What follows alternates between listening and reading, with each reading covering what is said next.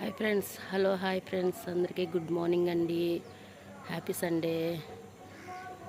లేచారా friends? మరి లేవండి, time వచ్చేసి 6 అవుతుంది కదా. సూర్యుడు ఇంకా ఉదయించలేదు.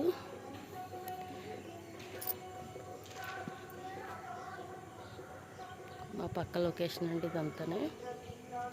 మీకు డైలీ చూపిస్తున్నాను కదా, ఇప్పుడు ఇంకోటి చూపిస్తారు చూడండి. ఇదిగో, ఇది మా హౌస్ కదా. పక్కనే మాకు జీడియం చర్చ్ అండి. పేరు రాసని చూడండి.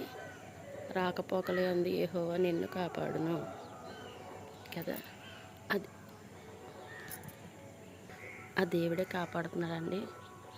నా ప్రభు యేసయ్య ఉన్నంతసేపు నాకేం కాదు. సూర్యుడు ఇప్పుడిప్పుడు ఉదయిస్తున్నాడు. ఎలా ఉంది ఫ్రెండ్స్? మరి బాగుందా లొకేషన్?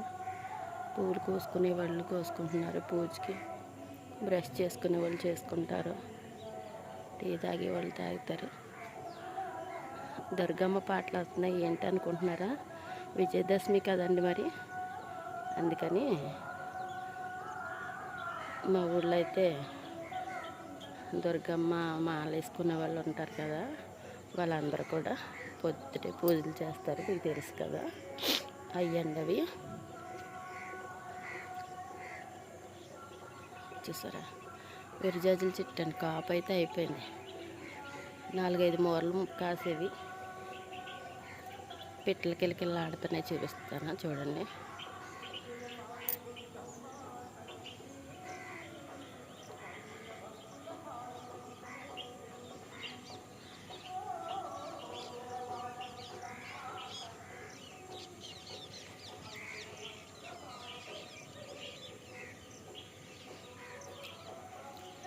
పాదైతే కింద నుంచి ఒక కర్ర కట్టి పైకి ఎక్కించానండి. బేర్పాదు,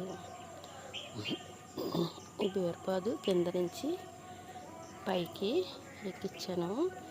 డాబా మీద కడదామని 4 తాళ్ళు అయితే వేసుకుంటే కనుక ఏమన్నా 2 కాయలు కాసింది అనుకోండి, పప్పులోనే వేసుకోవడానికి ఉంటుందని ఇలా అయితే కట్టానండి. నేను చూపిస్తాను చూడండి.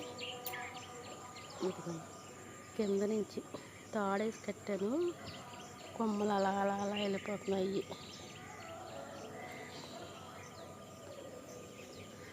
అన్న 2 బీరకాయలు కాసినాయి అనుకోండి, పిల్లలకి పప్పు వేసే ఉండొచ్చు.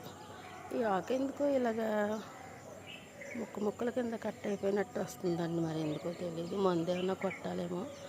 మందు కొట్టేవాళ్ళు మనకి ఎవరు లేరు అనుకోండి.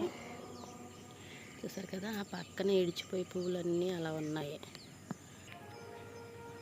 చూసారు కదా, క్లైమేట్ చాలా బాగుంది.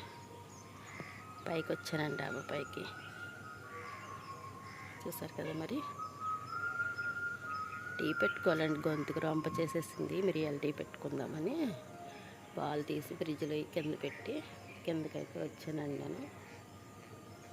చూసారా, ఇదండి. తర్వాత ప్రాసెస్లోకి వెళ్ళేటప్పుడు నేను ఈరోజు ఏం చేయబోతున్నాను ఏంటో మీకు అన్నీ అయితే చూపిస్తాను ఫ్రెండ్స్. మరి